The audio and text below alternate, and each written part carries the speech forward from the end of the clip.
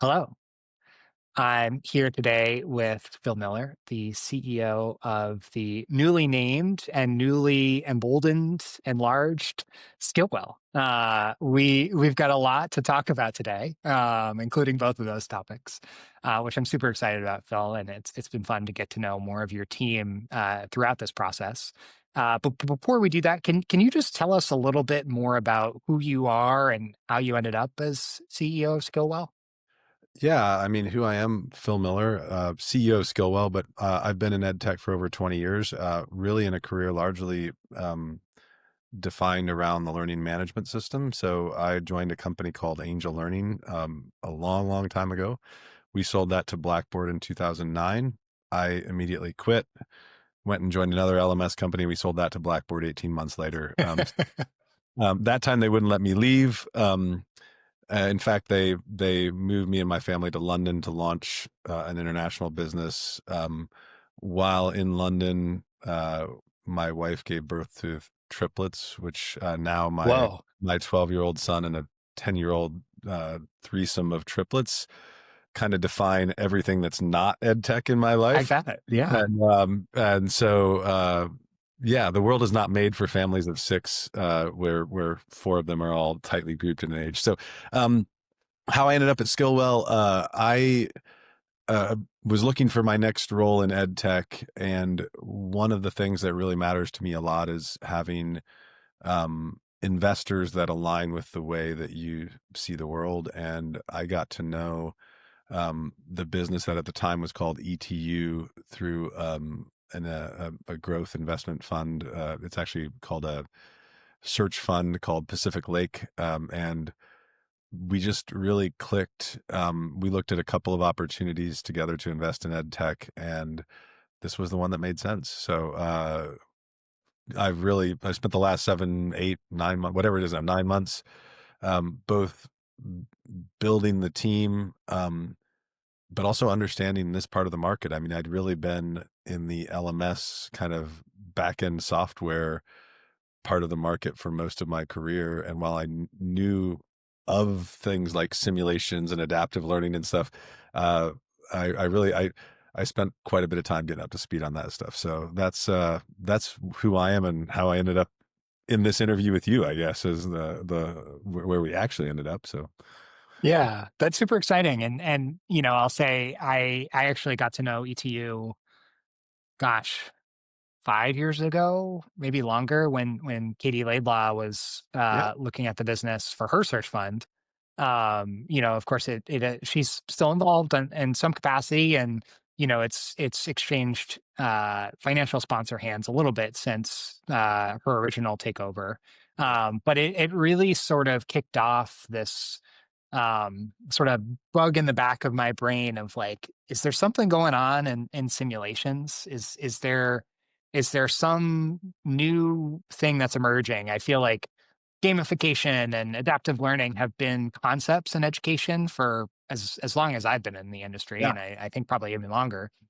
But are there some new capabilities coming online that make it more interesting as particularly a private equity investment opportunity, right? Where the time horizon is not decades, but on the order of 5 to 10 years. And I always think that's sort of fun for me as a market analyst because it's like, yeah, like anything could be true in 20 years, like Sure. Yeah. any We're sure, all going to live whatever. on the moon. Yeah. Um, yeah, but that 5 to 8 year timeline is really cool because it's like it's something right on the cusp, right? And so I'd love, it sounds like you did quite a bit of your own diligence and research and coming on board on the order of about a year. Um, can you share, I guess first share like what Skillwell does, Yeah. which Sure. you just said a little bit about, but also why now feels like the moment for this kind of company to take off. Yeah. Okay. So let me back up a little bit. So the company was called ETU, which stood for Empower the User.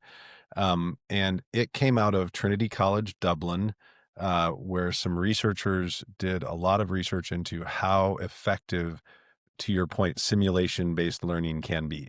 And so there's a lot of foundational research that shows that simulations are an incredibly effective form of online learning. And in fact, sometimes they're actually more effective than face to face. You always think of face Hmm. to face as the gold standard, Right. Right. but Everybody loves Bloom's Two Sigma.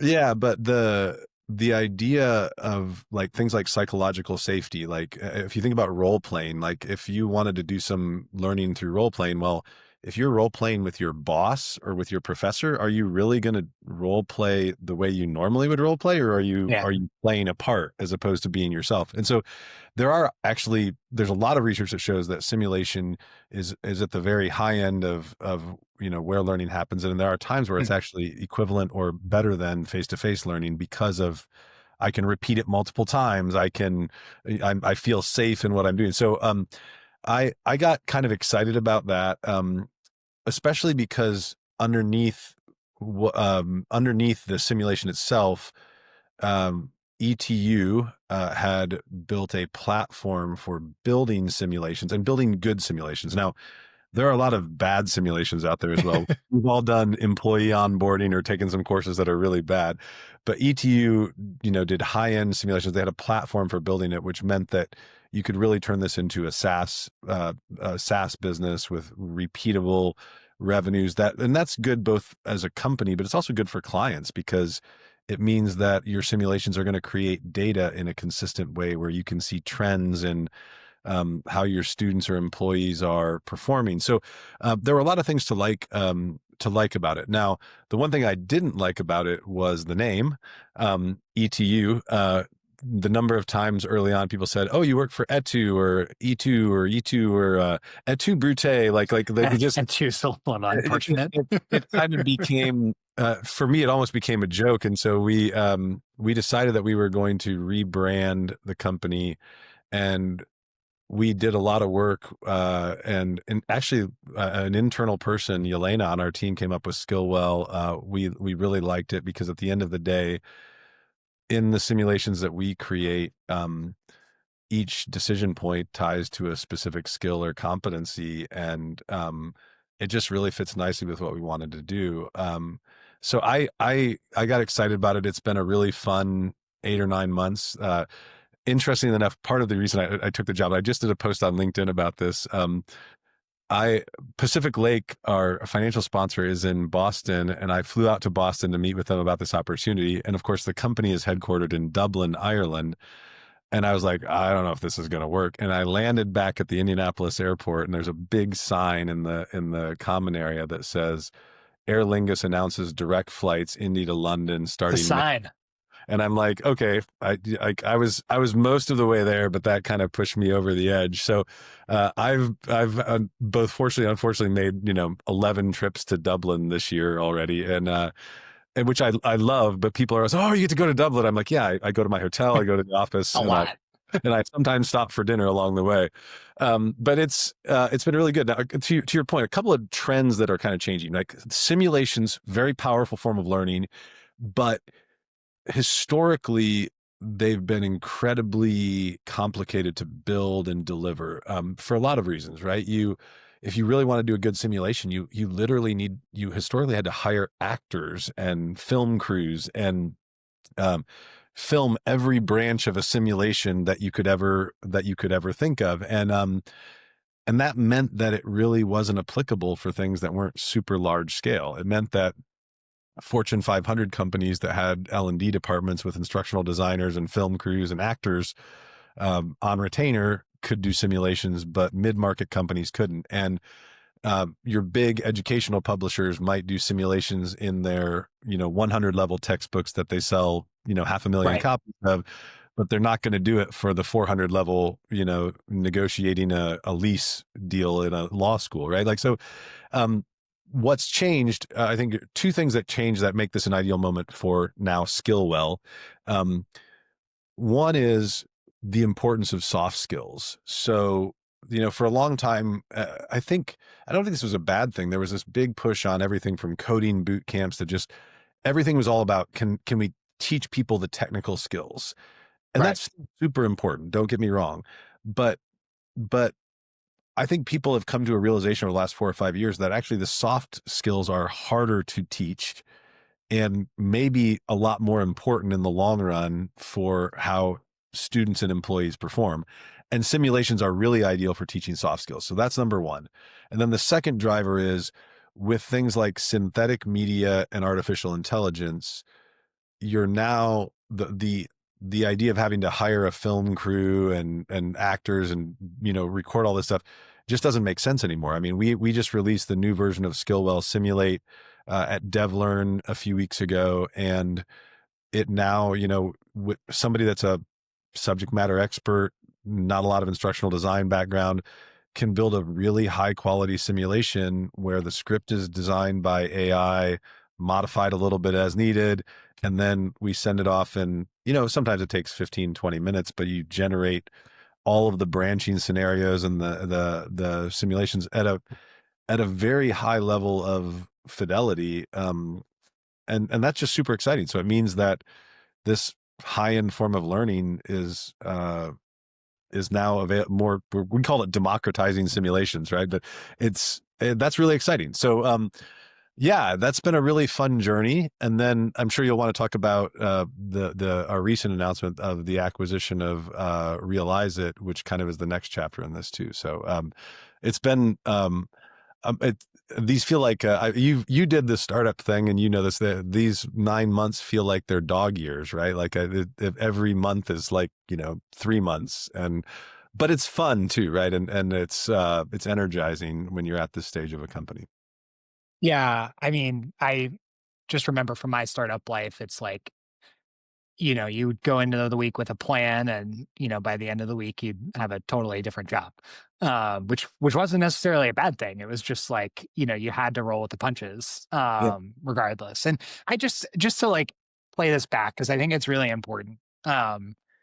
Before you are hiring actors to run a scenario on the topic of X, like what's like a good example topic? Leadership, or yeah, dealing. We did some with Costco is a big client of ours, and they, how do you interact with members of a warehouse, right? Like, so like Right. soft skill type stuff where we do. And to be clear, we still, like, again, for a lot of brands, especially the really high end brands, like let's take Costco for example, they still want to do it. They still want to do actors. They still want to do it in their warehouse. So they're not using synthetic media because they want it to be just like you are standing in a Costco warehouse and you've got an angry client in front of you. What do you do? Right. Like, and so I'm not saying there's not a place for that, but this also means that you can use simulations for, things that don't need that kind of scale. Right. And, Yeah. Well, and I'd imagine it provides more optionality too. yeah, Like, absolutely. totally understand you're still going to have your high end, but it's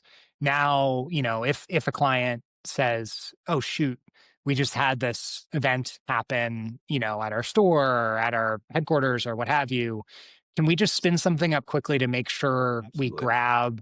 we grab the attention while it's Yep. hot? And you don't have to get everybody on location. It's like, let's start with this, quick synthetic sim, Yep. make sure it sticks in people's head. We can go back later if we need to, Yeah, which absolutely. wasn't even avail. I think like with all this AI stuff, one of the things I harp on is like creating scenarios that just didn't exist pre AI, right? Like I was Yeah. talking to somebody yesterday about something that records, it can listen to music and produce the sheet music on the fly. And it's like Nice. you all of a sudden you have sheet music for songs that like never before in history have you been able to have sheet music for. It's Yeah. it's just a totally different universe that isn't necessarily better or worse. It just didn't exist. Yeah, no, So I feel that way about Apple Music and Spotify because, I'm a child of the 90s alternative rock era. And when they put the lyrics in Apple Music and Spotify, I finally know what Kurt Cobain and Chris Cornell were saying in some of those yeah, songs.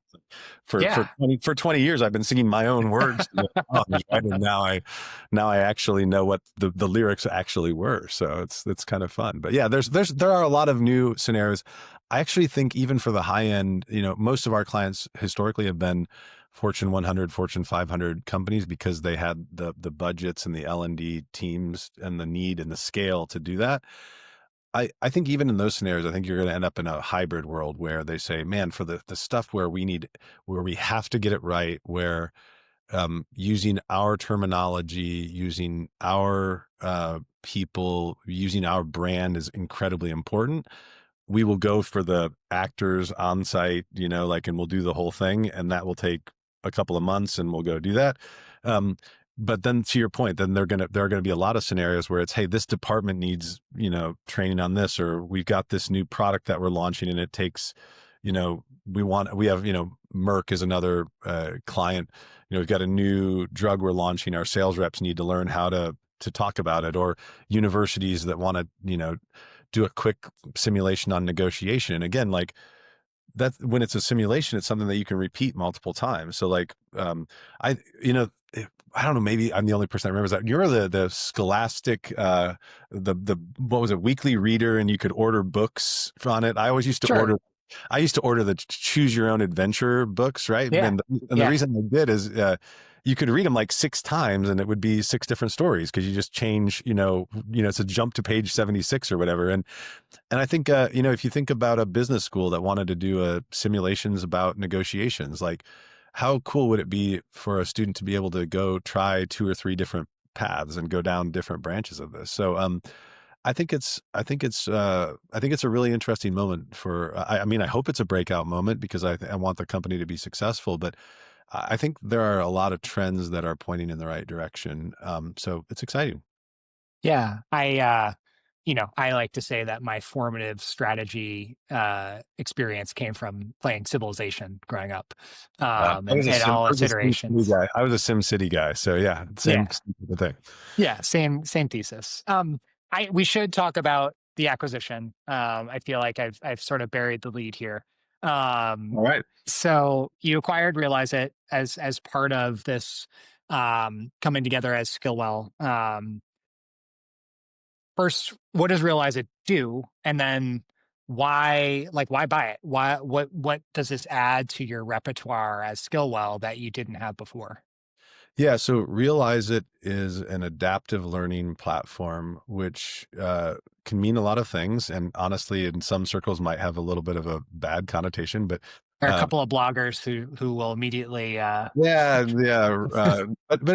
But but when you really get down to it, it's a platform that uses machine learning to create custom learning paths for people to make sure that they actually are learning the things that they're supposed to be learning, and that they're not spending time relearning things that they already know, right? So it makes the learning more efficient, more effective, more verifiable. It's all data based. And so it made a lot of sense, because we're generating data about skills. They are consuming data about skills, and then, creating custom learning paths on top of that. Now, when you throw in additional facts like this, Realize It was started in Dublin. Their office is about 4 miles away from where the Trinity campus, where our company started. Half of their employees are in Dublin, but most of their clients are in the US. Like, there are a lot of ways that you, like, when we finally started looking at putting this deal together, like, how did this not already happen, right? Like, these two companies have been kind of following similar trajectories. Um, but they've, Realize It is a little bit different than us. The historic ETU business that's now Skillwell has been primarily focused on the corporate learning market. Um, Realize It actually started in the higher education space, and then expanded into corporate. And so they're about 50-50, especially in that kind of career college, gen ed courses, these types of use cases where you've got large scale courses where adaptive learning really makes sense in your online program. So, really super excited. What's amazing about it is during the diligence process, one of the founders of Realize It, John Keane, who's uh, was their chief technology officer and is now our chief innovation officer at Skillwell. Um, he just one night decided he was going to code the integration, and so, Huh, like, we're actually, as we announced the acquisition, the products are actually already integrated. I mean, it's a version 1 integration, but they work sure. well together. The data is shared. You can launch one from the other, and and so, like, that's this. I've done, I think, 15 acquisitions in my career now, and this is the first time, like, that we've had an integration the day that we announce it, which is kind of cool, and will be fun to share with some of our customers. So, I think it's a really nice fit. I just actually came off of a call where we had a kind of a collection of people from both previous companies just talking about what the opportunities are, and people are really excited. People that are using Realizeit today, those that ranges from Disney to University of Central Florida to AstraZeneca to Perdoceo, which is a for-profit Yep. education company. They've been asking about simulations for a long time because it's an important part of what they want to do. I mean, the University of Central Florida actually has a whole project and program around simulation-based learning in as one of their like programs that they offer to students. So it's exciting, and it also allowed us to recapitalize the company, set ourselves up for growth with a larger team. I think my final point, and I'm sure you'll have lots of questions about it, is like I also felt like I feel like in this environment right now with artificial intelligence kind of eating the world, if you will, uh, both of us were doing artificial intelligence. They've been doing machine learning for a long time. We've been doing a lot of LLM and synthetic media. They were moving into LLM and generative AI. I feel like smaller companies are going to struggle to be able to make the investments that you need to make to keep up with the way that artificial intelligence is changing things. And I feel like together we were duplicating a lot of efforts in AI. And I think that if we combine those, we're actually going to be able to, rather than be kind of cannibalized by AI, we're going to be able to leverage AI to do some really cool things. And so that's a big part of the thesis here too, is to create something that is big enough and with enough bench strength to really leverage AI in a way that scales.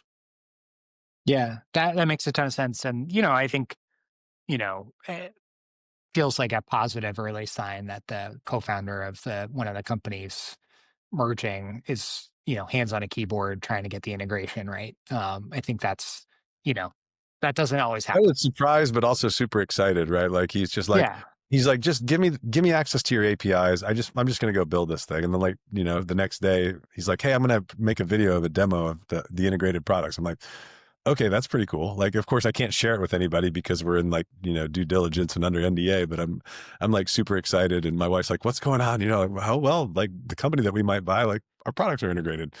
Like I've never had that happen before. So yeah, fun. Are there any other areas that you'd want to add to? And I'm not like it could be other companies too, but I certainly wouldn't put you on the spot to say that. But just Yeah. like you know, thinking about this world where most things are enabled by AI, like are there other functionalities you're interested in? I think there's a lot of areas that we're interested in. I mean, right now we're focused on making the existing business Sure. work and work better, but we're always open to ideas. I think I will say I'm intrigued both positively and negatively by the AI coaching and AI leadership coaching world. Yeah. I think it's probably overhyped right now. Um, Both given the state of AI, but also given what I think people actually want from like a coaching platform. Yeah. Um, but I do think there's a there. And I think it also fits with what we're with a lot of the soft skills training but also, a lot of people, I don't think you or I, but there are people in the world who don't think that leadership is a trainable thing, that people are leaders or they're not. And you and I know that there are a set of skills that Seems leaders. like a tricky position to hold. Yeah, and so like I could see a world where we already do a lot of leadership simulations and training for clients. I could see a world where that becomes a really interesting area. I think the other area that I'll say has fascinated me, but I'm also frustrated by is um and I don't know if it's an area that we would expand into, or if I'm looking for somebody else to do this, and like some of our mutual friends, like our friends at One EdTech or whatever, or others, like I'm disappointed the deeper that I get into it that there's not a better agreed upon definition of what is a skill or a competency and what does it mean to master it. And I say that both at a definitional level, but also at a technical level, right? Like Yeah. if we go back in my history, like one of the technologies that really was transformative in education was well, at the time IMS, now One EdTech, things like Common Cartridge and LTI, where you just had a bunch of people agree on a definition, and what that created was an ecosystem around it. And I'm desperate for the world to agree on us, like what is a skill, and also how do we represent that skill technically, so that that ecosystem creates. And I think it's an interesting area. I know there is the case framework in One Ed Tech, and then UNESCO has some stuff where they've defined skills on their education arm.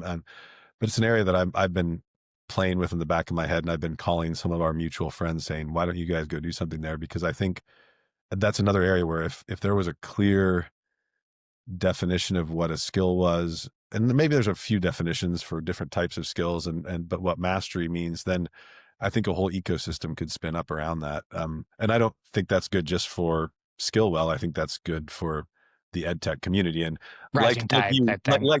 like you, Yeah. we are invested in this community outside of just the companies that Yeah. we work for. And I think that would be a good thing for employers and universities to be able to follow and to be able to interact with.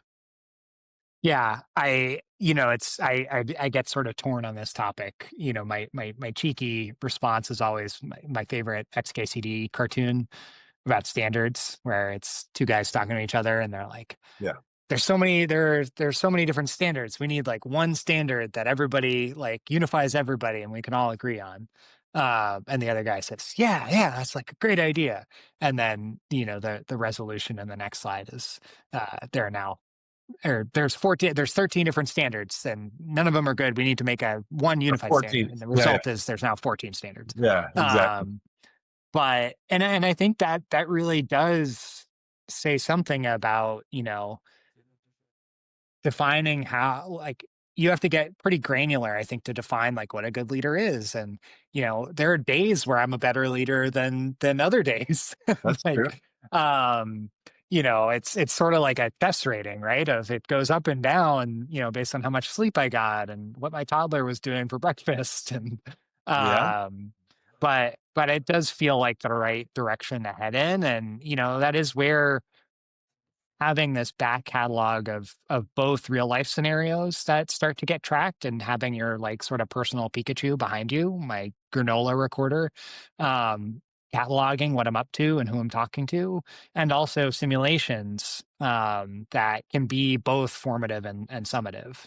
Yeah. Um, I think it's an area that um is exciting. I think it's investable right now. I mean, I think we've heard forever that, universities are graduating people without employable skills. We've got a skills mismatch. We've got a jobs mismatch where there's a there's a bunch of unemployed people and people coming out of universities that can't find jobs, but we also know that there's like 10 million job openings in the US. And so you're like, wait, something's not right here. Like we're not teaching people the right skills. So I think it's definitely it's an area that both needs more investment and is very investable right now.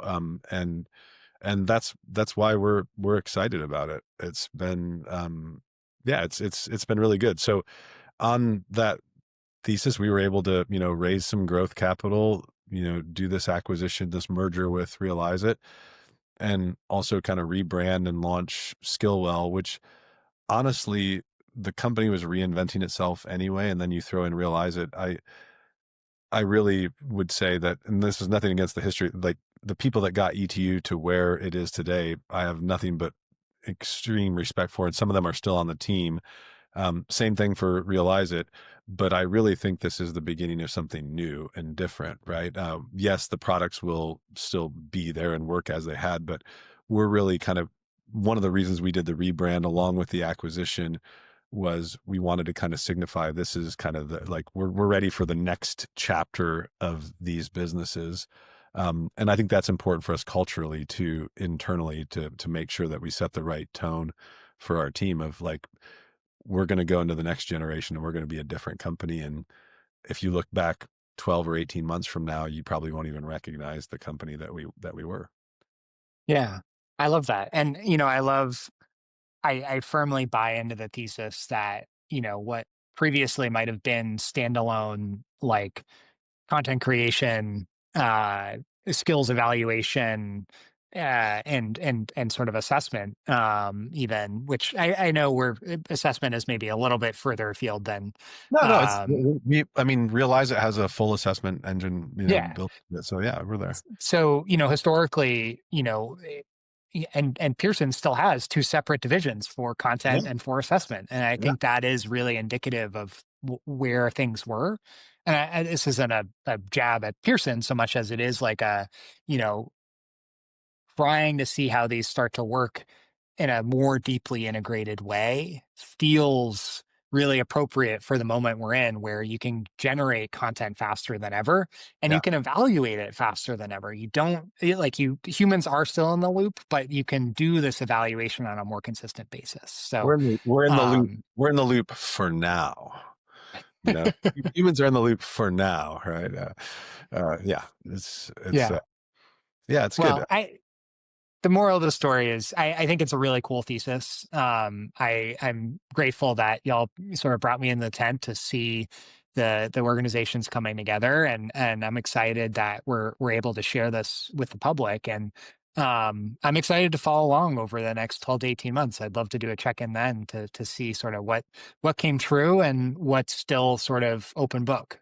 Yeah, stay tuned. I mean, I think we've got obviously we've got both companies had individual roadmaps and these types of things, and now we've got to bring those together. But we've got a great group of people, really passionate people that are super plugged into the learning community. That and so I when you put when you if we get pointed in the right direction with the types of people that we have, with the backing that we have from Pacific Lake, Socratic Ventures, but also things like Trinity College and our relationship there. Like there's a lot of horsepower that we can put behind these things that I think it's going to be interesting. I don't know exactly where it's going to go.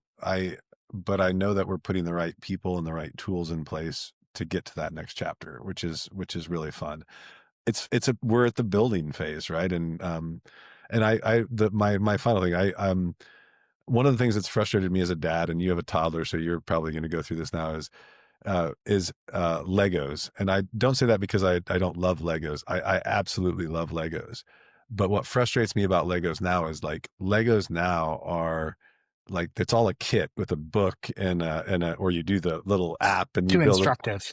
It's super instructive. Like when I was a kid, like Legos, like you just had a giant tub of Legos and you built stuff, right? And I think it's really fun to be at a phase where you've got some building blocks, you've got some Legos, you know that you're both things were pretty cool independently, but now you've got to piece them together differently. That's a really fun stage for people like me to be able to help build that next thing. And there's no book, that you're on step 76 of this. You got, go get these three pieces and put them together. You've got to figure that out. So when my team get together next week in Dublin, we're going to go figure out what the next step is. And we've got the right people and the right pieces to do that.